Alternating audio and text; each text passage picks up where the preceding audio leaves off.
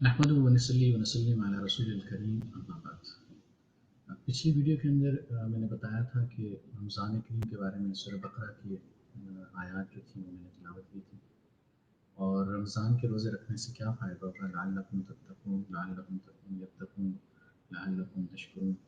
और बुनियादी मैंने बताया था कि 9 पॉइंट्स को हम इंशाल्लाह डिस्कस करेंगे। आज की वीडियो में इंशाल्लाह 2 बुनियादी पॉइंट्स को डिस्कस किया जाएगा, एक रुयत हिलाल का और दूसरा बुनियादी तौर पे रोज़े की फ़र्ज़ियत। तो सबसे पहले अगर हम देखें रुयत हिलाल की, अगर हम बात करें तो रुयत हिलाल में आपके सामने रुयत हिलाल में अगर देखें रुयत हिलाल हिलाल कहते हैं चाँद को जो बिल्कुल नया नज़र आता है। जब चाँद बड़ा हो जाता है तो उसको बदर कहते हैं। तो रुयत हिलाल का मतलब चाँद देखना। तो चाँद देखते वक्त 2 सूरतें हो सकती हैं आपके सामने। एक मतला साफ, मतला कहते हैं जहाँ से चाँद तुलू होता है, जहाँ पे चाँद नज़र आता है उस जगह को मतला कहते हैं। ये तुलू से निकल रहा है, जैसे हम उर्दू में इस्तेमाल करते हैं सूरज तुलू हो गया। अब अगर देखेंगे कि चाँद से निकलने की जगह साफ-सुथरी है तो उसको कहते हैं मतला साफ है।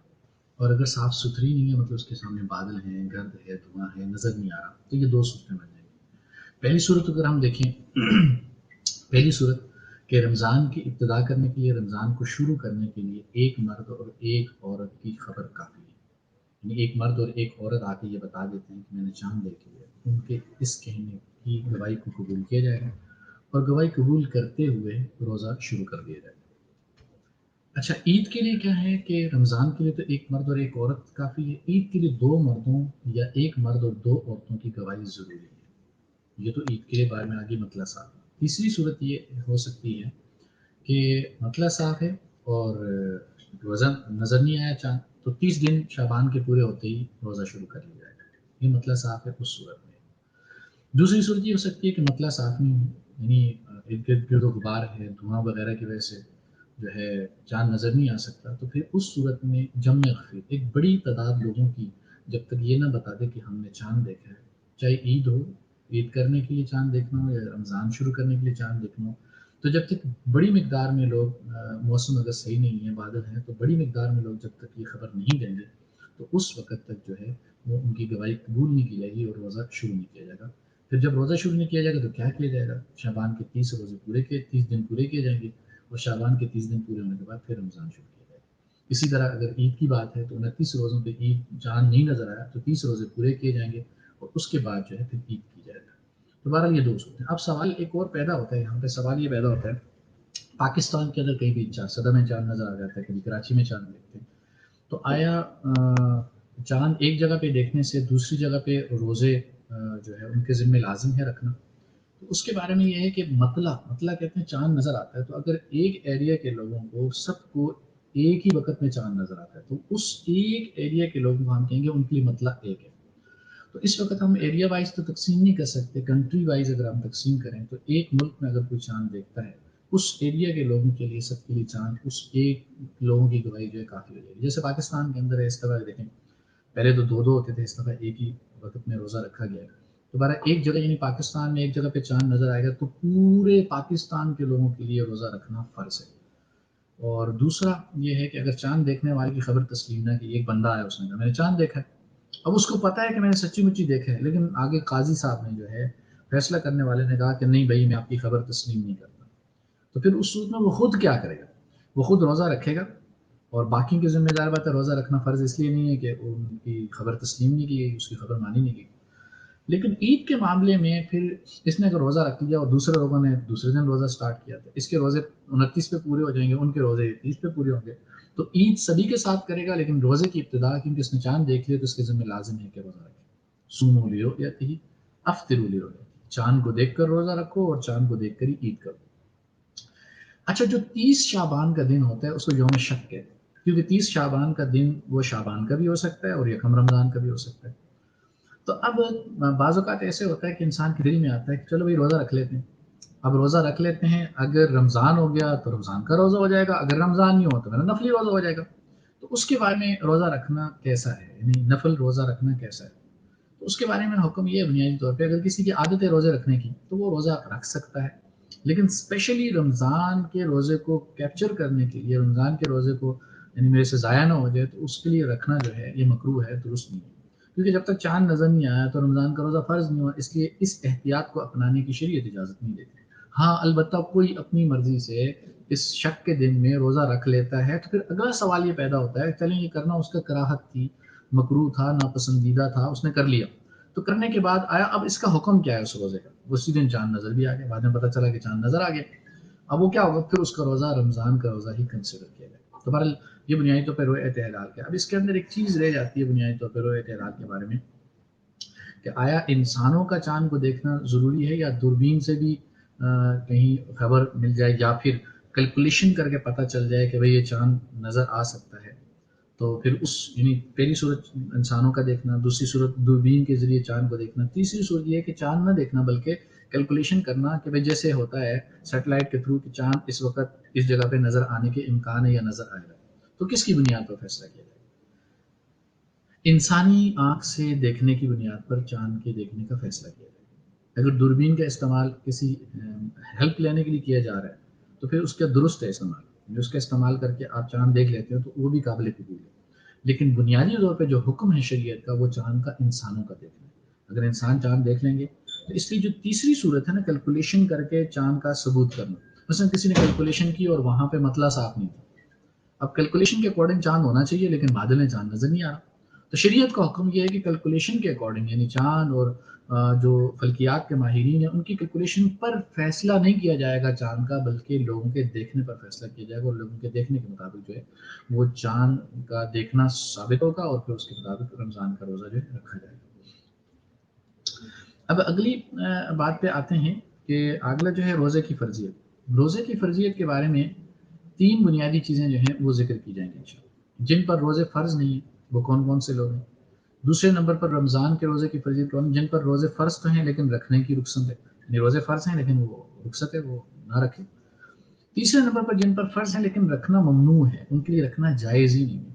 تو سب سے پہلے نمبر پر ہم دیکھتے ہیں کہ روزے جن پر جو ہے فرض ہی نہیں ہے روزے، یعنی بنیادی طور پر وہ رکھ ہی نہیں سکتے روزے، وہ کون کون ہیں؟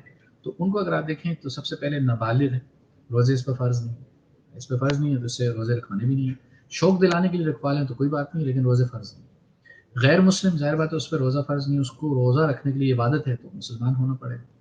تیسرے نمبر پر مجنون اور پاگل، پاگل پر روزے فرض نہیں، پاگل پر روزے فرض نہیں ہے۔ جب روزے فرض نہیں ہے اس کا مطلب ہے کہ بعد میں وہ روزوں کی قضا بھی نہیں کرے گا، روزے فرض ہی نہیں ہے اس پر، اب جب بعد میں صحیح ہو جائے گا پھر اس کے بعد آگے روزے رکھے گا۔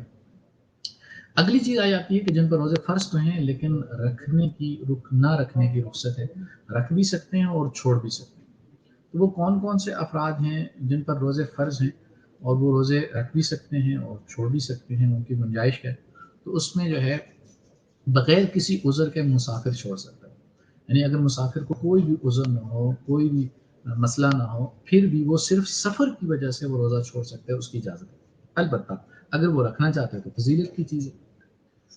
اور دوسری طرف آ جاتی ہے عذر کی وجہ سے، کسی عذر کی وجہ سے جو ہے روزہ نہ رکھنے کی اجازت ہے، تو اس کے اندر 6 افراد ایسے ہیں جو عذر کی وجہ سے جن کو روزہ کی چھوڑنے کی اجازت دی گئی ہے۔ سب سے پہلے ہم دیکھتے ہیں مریض کہ مریض جو ہے مرض کی وجہ سے شدید تکلیف یا مرض کے بڑھنے کا قوی اندیشہ، یعنی بہت زیادہ تکلیف ہے روزہ رکھ ہی نہیں سکتا، یا روزہ تو رکھ سکتا ہے لیکن روزہ رکھے گا تو تکلیف بڑھ جائے گی، تو پھر اس صورت میں کسی مسلمان ڈاکٹر کی اور ماہر ڈاکٹر کی رائے کے مطابق وہ فیصلہ لے سکتا ہے کہ روزہ نہ رکھے۔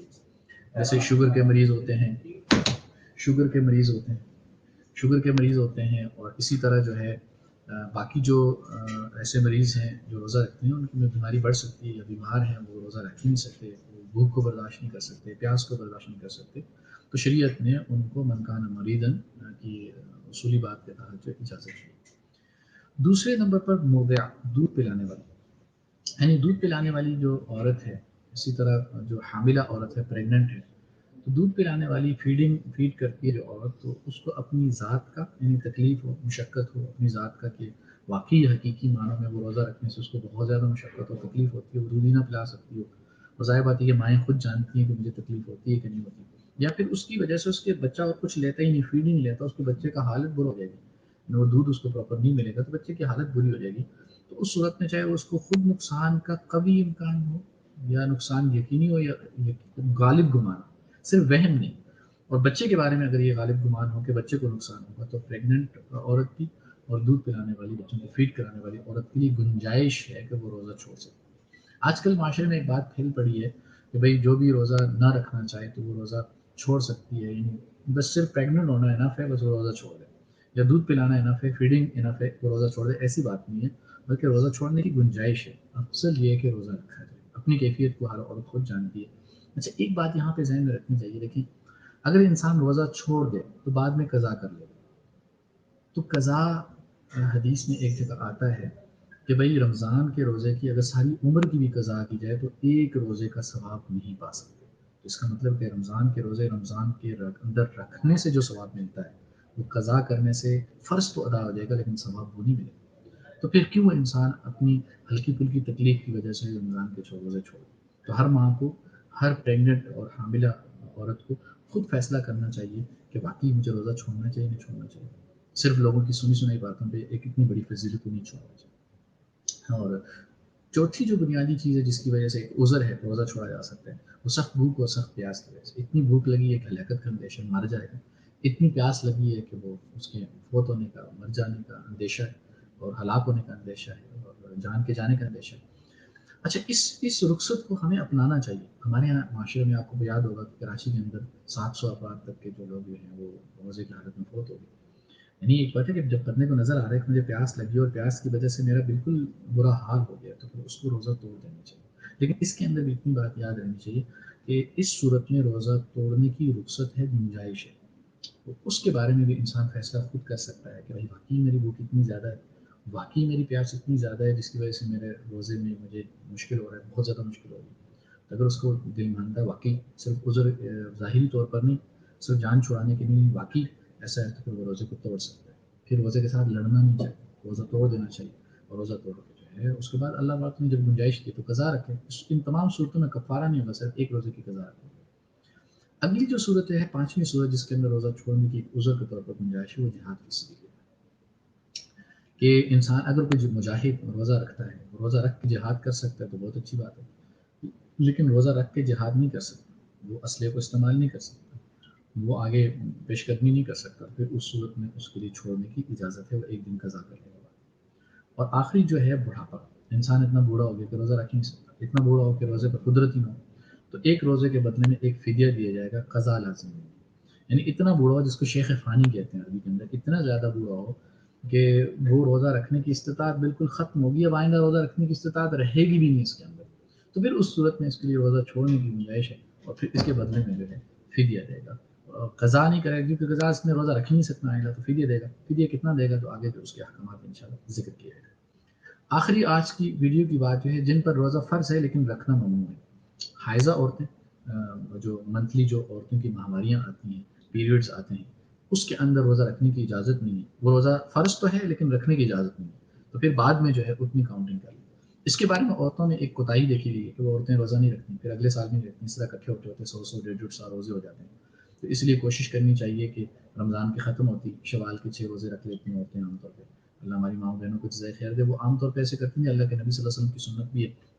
اس کے بعد اگر جب بھی موقع میں خاص کر سردیوں کے دن بڑے اچھے ہوتے ہیں تو ان میں روزے رکھ لینے چاہیے، اگلے سال پہ نہیں چھوڑنے چاہیے، اگلے سال کے آنے سے پہلے پہلے اپنے روزے پورے کر لینے، لیکن رمضان میں ان دنوں میں روزہ رکھنے کی اجازت نہیں ہے۔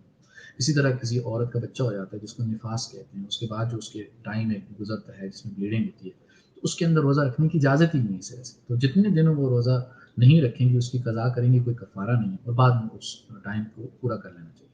تو آج کے لیے اتنا ہی ہے، نیکسٹ ٹائم ان شاء اللہ اللہ تعالیٰ نے چاہا تو اس کو پورا کرنے کی کوشش کریں گے۔ جزاکم اللہ خیر، اللہ تعالیٰ عمل کرنے کی توفیق عطا فرمائے۔ سبحان ربک رب العزت عما یصفون وسلام علی المرسلین والحمد للہ رب العالمین۔ السلام علیکم ورحمۃ اللہ وبرکاتہ۔